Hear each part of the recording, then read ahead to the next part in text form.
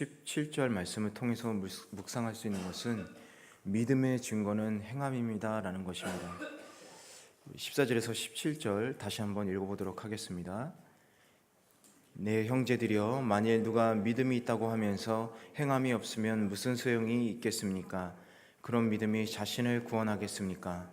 만일 형제나 자매가 헐벗고 매일 먹을 양식도 없는데 여러분 가운데 누가 그들에게 잘 가라, 따뜻하게 지내고 배불리 먹으라고 말하며 육신에 필요한 것을 주지 않는다면 무슨 소용이 있겠습니까? 이와 같이 믿음도 행함이 없으면 그 자체가 죽은 것입니다. 아멘. 14절에서 17절 말씀을 보면 믿음이 있다고 하면서 행함이 없으면 그 믿음은 자기를 구원하는데 아무 소용이 없다라고 말하고 있습니다.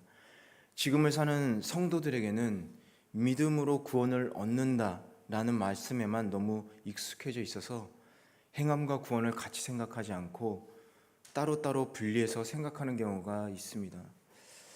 하지만 이렇게 생각해 볼 필요가 있습니다. 누군가 우리를 도와주겠다고 하면서 말로만 그친다면 그 다음에 어떻게 될 것인가?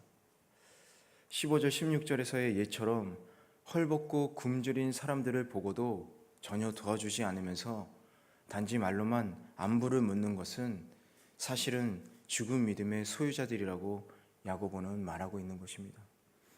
왜냐하면 그들은 고통받는 형제 자매들을 보고도 아무런 아픔도 연민도 느끼지 못하는 자들이기 때문에 그렇습니다. 제가 한국에 있을 때 개인적으로 버려진 아이들을 돌보는 교회에서 잠깐 봉사를 한 적이 있었습니다. 목사님과 말씀을 나누는 중에 목사님께서 이런 말씀을 하셨습니다. 사실 교회에서 돕겠다고 오는 것이 싫습니다. 기쁘지가 않아요. 그래서 이유를 물어봤더니 많은 교회에서 돕겠다고 교회에 찾아온다고 합니다. 그런데 와서는 사진만 잔뜩 찍고 가지 일을 하지는 않는다는 거예요. 보여주기 봉사인 거죠. 그리고 교회 홈페이지에 단체 사진 찍고 봉사하는 그런 행동만 하는 사진만 찍는다고 합니다. 아이들을 돌보고 찾아간 교회를 섬기기보다 봉사하는 척 사진을 찍기 바쁘다라는 것이죠. 오히려 믿지 않는 분들이 열심히 도와주고 가신다고 말씀하셨습니다. 참 씁쓸하지 않을 수가 없었습니다. 어쩌다 우리 교회가 이렇게 됐는지, 어쩌다가 우리가 사랑이 없는 보여주기 섬김이 되었는지 참 안타깝습니다. 우리는 목이 마르면 물을 마시죠. 목이 마른데 마실 물이 없으면 우리는 물을 사서라도 마십니다.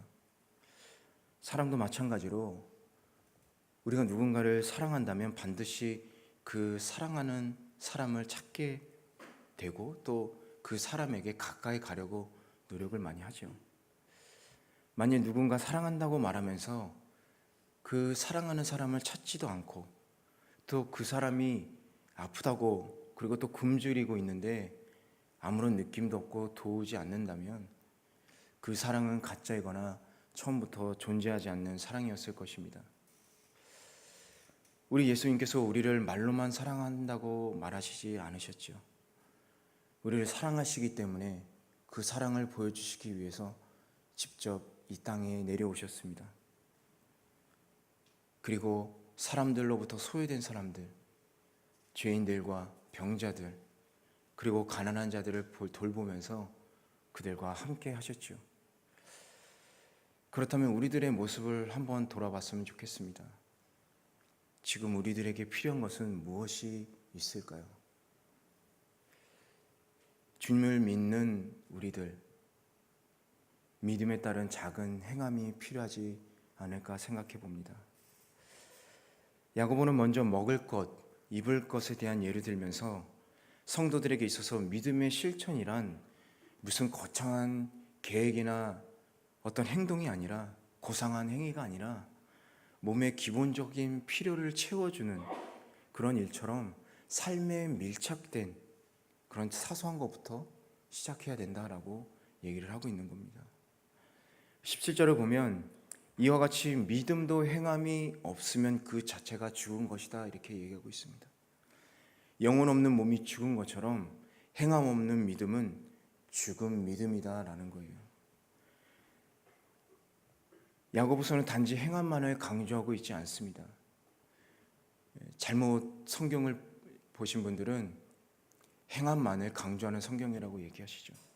하지만 절대 그렇지 않습니다. 믿음이 있기 때문에 행함이 있다라고 말하고 있습니다. 지금까지 야고보서를 보면 경건하다 말하면서 말에 절제가 없으면 그 경건은 헛된 것이다, 이렇게 얘기를 했습니다. 사람을 차별하는 사랑도 가짜 사랑이고 행함이 없는 믿음은 죽은 믿음이다, 이렇게 야고보는 말하면서 진정한 믿음은 행위로 나타난다라고 말하는 것이죠. 즉 행함이란 우리의 믿음이 과연 살아있고 진정한 것인가를 알게 해주는 신앙의 척도와도 같은 것입니다. 우리는 이러한 말씀을 앞에 놓고 우리의 믿음과 경건이 과연 살아있고 진정한 것인가를 다시 한번 진지하게 생각해 볼 필요가 있습니다. 그래서 혹시 헛된 경건이나 죽은 믿음을 붙잡고 스스로 속고 있지 않은지를 물으면서 겸손하게 하나님 앞에 나아갈 필요가 있습니다. 죽은 믿음이 아닌 살아있는 믿음과 그리고 경건을 회복하는 성도들 되시기를 바랍니다. 우리 18절에서 20절 우리 한번 같이 읽어보도록 하겠습니다. 시작. 당신은 믿음이 있고 나는 행함이 있습니다. 당신의 행함 없는 믿음을 내게 보여주십시오. 그러면 나도 당신에게 나의 행함으로 믿음을 보여드리겠습니다. 당신은 하나님이 한 분이신 사실을 믿습니까? 잘하십니다. 귀신들도 믿고 두려워 떱니다. 아, 허망한 사람이여, 당신은 행함이 없는 믿음이 헛되다는 것을 압니까? 다음으로 묵상할 수 있는 것은 신앙은 입술로만 고백하는 것이 아니다라는 것입니다. 18절 말씀은 당신은 믿음이 있다고 주장하는데 이를 내게 구체적으로 보여주면 정말 당신의 믿음이 확실히 있는지 알 수 있겠고, 그런 후에 나도 내 행함을 통해 나의 믿음을 증명해 보이겠다라고 얘기를 하고 있는 것입니다. 그러면서 19절에서 귀신들도 하나님이 한 분이신 줄 알고 믿고 두려워 떤다, 이렇게 얘기하고 있습니다. 복음서를 보더라도 귀신들은 예수님이 어떤 분이신지를 알고 있었습니다. 예수님뿐만 아니라 예수님의 사도들도 보고 한 번에 알아채었죠. 그러나 귀신들은 하나님의 존재를 알고 있으면서 살아계심을 믿고 있으면서도 그들은 악을 행하였습니다. 하나님의 살아계심을 믿고 두려워 떨면서도 하나님께서 원하시지 않는 반대의 행위를 하고 있었습니다. 그렇기 때문에 귀신들은 신앙이 없는 것이죠.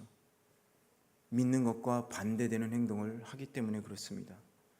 그래서 그들은 허망한 존재이고 그래서 멸망하는 존재인 것입니다. 그렇다면 우리들은 어떻습니까? 우리도 하나님을 알고 있고 그 사랑을 믿고 있죠. 그렇다면 믿음과 사랑에 합당한 삶을 우리도 살아야 하는 것이 마땅하지 않겠습니까? 신앙은 입술로만 고백하는 것이 아니기 때문에 그렇습니다. 존 베일리라는 신학자는 이렇게 얘기했습니다. 하나님의 존재를 알면서도 마치 하나님이 없는 것처럼 살아가는 자는 하나님을 잘 알지 못하는 자보다 더 크게 하나님으로부터 멀어질 위험이 있다. 무슨 얘기냐면 이 말은 아는 것이 많으면 그에 따른 책임도 크다, 쉽게 얘기하면 이런 뜻이죠. 우리가 하나님을 알고 믿고 하지만 그에 따른 책임, 행함이 없다면 우리는 하나님으로부터 더 멀어질 위험이 있다. 점점 하나님으로부터 멀어지는 생활, 죄인의 생활을 하는 것이다, 이렇게 얘기하는 겁니다. 그렇기 때문에 그에 따른 책임이 우리에게 더 큽니다. 하나님을 모르고 알려고 하지 않는 죄인들보다도 알면서도 죄를 짓고 행하지 않는 우리들의 믿음이 이 안에 있다면 거기에 따른 책임은 크다라는 것이죠. 그렇기 때문에 우리는 두렵고 떨리는 마음으로 하나님의 말씀에 대한 합당한 삶을 살도록 우리 자신이 최선을 다해야 된다는 겁니다. 이런 원리에 대해서 25절에 언급된 라합의 예도 마찬가지입니다. 라합이 자신과 자신의 모든 가족을 살릴 수 있었던 것은 그 라합이 말로만 그치지 않고 그녀의 믿음 때문이 아니라 믿음에서 나온 그녀의 행동이 있었기 때문에 그렇습니다. 저 여러분은 이 본문 말씀을 통해서 말로만 그치는 믿음, 행동이 없는 입술만의 고백이 얼마나 허망하고 또 쓸모없는가에 그치는 것인지 다시 한번 깨달아야 하겠습니다. 그리고 우리 예수님은 말로만 우리를 사랑하지 않으시고 말씀대로 행하셨습니다. 말씀하신 대로 약속을 지키심으로 사랑한다고 말씀하신 그 말씀을 우리들에게 보여주신 것입니다. 이제 여러분의 신앙을 보여주시기 바랍니다. 사람들에게 보여주는 것이 아니라 예수님에게 그 사랑을 보여주시기 바랍니다. 입술로만 말하지 않고 행함으로 고백하시기 바랍니다. 하나님을 사랑한다면 하나님의 말씀에 따라 행하시고 형제 자매들을 사랑한다면 그에 맞게 행함으로 보여주시기 바랍니다. 입술로 고백하고 행함으로 진정한 신앙을 나타내시기 바랍니다. 그러므로 저와 여러분은 주님과 라합처럼 사랑을 구체적으로 실천하고 믿음을 행동으로 옮기면서 자신은 물론 세상의 많은 영혼들도 함께 구원하는 성도, 행동으로 믿음을 고백하는 성도들이 되시기를 바랍니다. 마지막 21절에서 26절 말씀을 함께 읽어보도록 하겠습니다. 시작. 자기 아들 이삭을 제단에 바칠 때 행함으로 의롭다고 인정받지 않았습니까? 당신이 알다시피 믿음이 그의 행함과 함께 일하고 행함으로 믿음이 온전하게 된 것입니다. 그래서 아브라함이 하나님을 믿으니 이것이 그에게 의로 여겨졌다고 한 성경이 이루어졌고 그는 하나님의 친구라고 불렀습니다. 여러분이 보다시피 사람이 행함으로 의롭다고 인정받는 것이지 믿음으로만 아닙니다. 이와 같이 창녀 라합도 첩자들을 숨겨주고 다른 길로 가게 했을 때 행함으로 의롭다고 인정받지 않았습니까? 마치 영혼 없는 몸이 죽은 것 같이 행함이 없는 믿음도 죽은 것입니다. 마지막으로 묵상할 수 있는 것은 믿음으로 의롭게 되고 행함으로 온전하게 된다라는 것입니다. 먼저 21절에서 25절까지의 본문을 보면 야고보는 믿음과 함께 행함으로 의롭게 된다는 사실을 교훈하기 위해서 아브라함과 라합이라는 두 사람을 예로 들어서 설명하고 있습니다. 이 두 사람에 대해서 좀 더 깊게 생각을 해보면 결코 우연히 선택된 사람들이 아니다라는 것을 알 수 있습니다. 왜냐하면 이 두 사람은 모든 면에서 굉장히 반대되는 특징을 가지고 있기 때문에 그렇습니다. 아브라함은 유대 사람이고 남자였었죠. 하지만 라합은 이방인이었고 여자였습니다.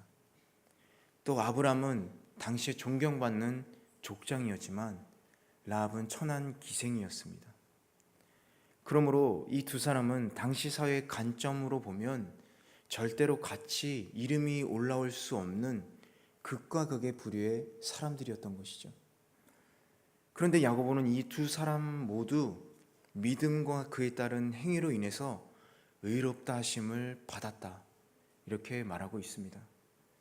이것은 하나님의 공의와 은혜는 결코 차별이 없을 뿐만 아니라 오직 믿음과 그로 인한 행위만이 하나님 앞에서 우리의 허물을 가려주고 죄를 가려주고 또 의롭다 하심을 받게 해줄 수 있다라는 것을 의미하는 것이죠. 하나님께서는 라합이 이방인이고 그리고 여자이기 때문에 또 신분이 미천한 기생이기 때문에 더 많은 것을 요구하지 않았어요. 아브라함과는 달리 구원을 얻기 위해서 더 큰 무엇을 제시하거나 필요한 것이 있다고 얘기하지 않았습니다. 그 믿음과 믿음에 따른 행함으로 라합과 그 가정을 구원하셨지요. 하나님께서는 단지 라합의 믿음과 행위를 보시고 의롭다라고 하시는 은혜를 베푸신 것입니다. 반면에 유대인이자 또 족장이었던 아브라함에게도 특별한 예우는 없었습니다. 선택하신 민족이었기 때문에, 유대인이었기 때문에, 지위가 족장이었기 때문에, 그렇다고 특별하게 봐주는 것이 없었지요. 오직 철저하게 믿음으로 순종할 때 의롭다라고 하시는 은혜를 베푸셨습니다. 단지 믿음만이 아니라 반드시 행함이 함께 있었기 때문에 그렇습니다. 아브라함이 이삭을 바치기 전에는 의롭지 않았는데 이삭을 바친 후에 비로소 의로워졌다는 의미가 아니라 아들을 바치는 순종을 통해서 더 이상 그의 믿음이 의심이 없었다. 분명하게 되었으니까 아브라함의 의가 완전하게 되었다라는 것입니다. 히브리서 11장 17절에서 19절을 보면 히브리서의 저자도 야고보와 동일하게 아브라함이 이삭을 바친 그 사건에 대해서 언급을 하고 있죠. 그런데 히브리서 기자는 이 같은 사건에 대해서 그 모든 일이 믿음으로 말미암은 것이다 라고 얘기하고 있어요.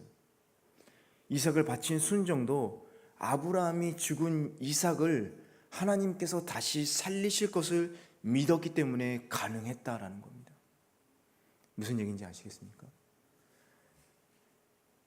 아브라함이 믿음으로 이삭을 바친 것은 설령 죽더라도 바치라고 하신 하나님께서 그 아들을 살리실 것이다. 나에게 이 앞으로 올 모든 민족들을 주시겠다는 그 약속의 말씀, 그 언약의 말씀을 아브라함은 굳게 믿고 죽은 자도 살리시는 하나님을 믿고 믿음에 따른 순종이 있었다라는 거죠. 이삭을 바쳤기 때문에 의인이 된 것이 아니라는 거예요. 믿음에 따른 순종이 있었기 때문에 그 상황에서 이미 아브라함의 믿음은 의롭다고 인정받은 겁니다. 아브라함의 순종의 뿌리는 하나님에 대한 믿음이 전제로 깔려 있었다는 것을 알 수 있습니다. 겉으로 드러난 아브라함의 순종 행위도 결국엔 믿음의 열매였던 것입니다. 여러분, 우리 자신을 한번 보시기 바랍니다. 나를 죽음에서 살리시고 생명을 주신 하나님을 믿으십니까? 그렇다면 우리가 믿고 있다면 이 세상에서 살아가는 데 있어서 나를 도우시고 살리시는 하나님을 여러분 믿으십니까? 조금 소리가 작아졌어요. 하나님이 우리를 앞으로 영생을 주시고 생명을 주시고 살리신다면 왜 이 세상에서 우리를 죽게 내버려 두시겠습니까?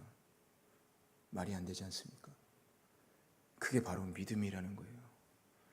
우리가 앞으로 있을 생명이 아니라 이 세상에서도 우리를 이 땅에서 살아가도록 도와주시는 하나님을 믿는 것이 바로 믿음입니다. 그 믿음대로 사는 것이 행함이고요. 그런데 왜 우리는 하나님의 선하신 도우심을 구하기보다 내 생각과 의지로만 모든 것을 하려고 합니까? 우리를 도와주시기 위해서 성령님을 보내주시지 않으셨습니까? 예수님께서 승천하시기 전에 약속하신 대로 너희에게 성령이 올 것이다.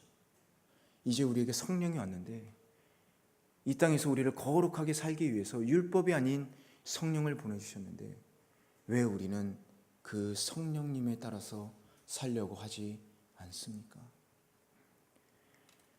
칼빈은 믿음과 행위에 대해서 이렇게 얘기하고 있습니다. 오직 믿음만이 의롭게 한다. 그러나 의롭게 하는 믿음은 결코 혼자가 아니다. 즉 의롭게 하는 믿음은 반드시 행위를 동반한다라는 거예요. 여러분 23절을 다시 한번 읽어보겠습니다. 23절 말씀 시작. 그래서 아브라함이 하나님을 믿으니 이것이 그에게 의로 여겨졌다고 한 성경이 이루어졌고 그는 하나님의 친구라고 불렸습니다.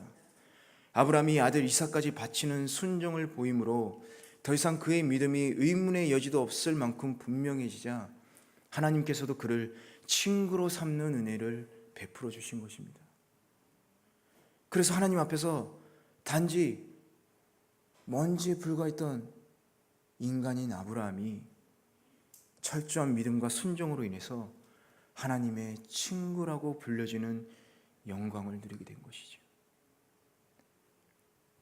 사실 하나님께서 아브라함을 부르시면서 복의 근원이 되리라고 말씀하신 것, 이것은 아브라함을 통해서 오실 예수님을 보시면서 하신 말씀이었습니다. 하나님께서는 아브라함을 통해 복의 근원 예수 그리스도를 주시려고 그를 부르신 것입니다. 그래서 하나님께서는 예비하신 모든 축복을 주시기 위한 기초로서 아브라함에게 완전한 믿음과 순종을 요구하신 것이죠. 이것은 영적인 아브라함의 자손인 우리들에게도 적용되는 것이기도 합니다. 하나님께서 우리들을 친구라고 불러주실 뿐만 아니라 우리에게 믿음과 행위를 요구하시는 것은 또 다른 증거가 필요해서가 아니라 오히려 더 온전한 축복을 주시기 위해서라는 거예요. 우리들에게 계속 우리의 믿음을 증거해라 보여줘라가 아니라 그 순종함을 통해서 이루어지는 하나님의 축복이 더 많은 축복을 우리에게 주시기 위해서 우리에게 믿음과 그에 따른 행위의 순종을 하나님께서는 요구하시는 겁니다. 그럴 때 축복이 따라오는 거예요. 오늘 말씀을 통해서 야고보는 행함이 없는 믿음은 곧 죽은 믿음이라고 말하면서 믿음이 없으면 당연히 행함도 있어야 함을 계속해서 강조하고 있습니다. 더 분명한 예를 위해서 귀신의 예를 통해서 지식만 있고 행함이 없는 믿음의 허무함, 반대로 아브라함과 라합을 통해서는 의롭다 하심을 없는 참된 믿음과 행위가 무엇인지를 말씀하고 있습니다. 그런데 오늘의 우리는 어떻습니까? 안타깝게도 아브라함과 라합보다는 귀신의 믿음을 닮아가는 경향이 있지 않습니까? 요즘에 성경에 대한 지식은 물론이고 원하기만 하면 24시간 동안 줄곧 설교를 들을 수가 있습니다.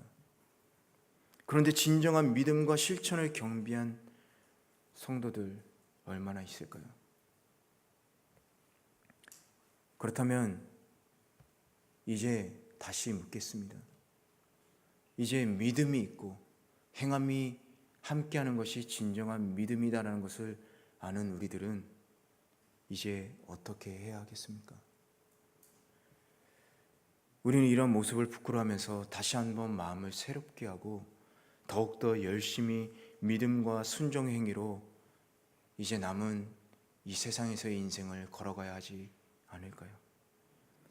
또한 하나님 앞에서 겸손하게 날마다 경건 생활을 통해서 믿음을 지키고 최선을 다하고 사랑을 실천하면서 교회뿐만이 아니라 이 세상에서도 칭찬과 사랑을 받으시는 여러분이 되시길 바랍니다. 여러분 지금 행복하십니까?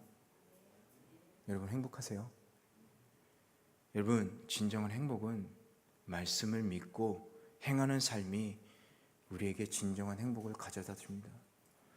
세상 것으로는 우리에게 행복을 가져다 줄 수가 없어요. 언젠간 사라지지 않습니까? 하지만 이 안에 우리의 영원한 삶이, 생명이, 그리고 하나님의 영이 있기 때문에 우리가 그 영에 따라 산다면 우리는 그 영에 따라 기쁨이 이루어지게 되고 우리에게 하나님의 그 은혜와 축복이 언제나 함께 할 것입니다. 여러분 행복하시기 바랍니다. 그리고 하나님으로부터 나의 진정한 친구 누구누구야 이렇게 불려지는 복된 성도들 되시기를 바랍니다.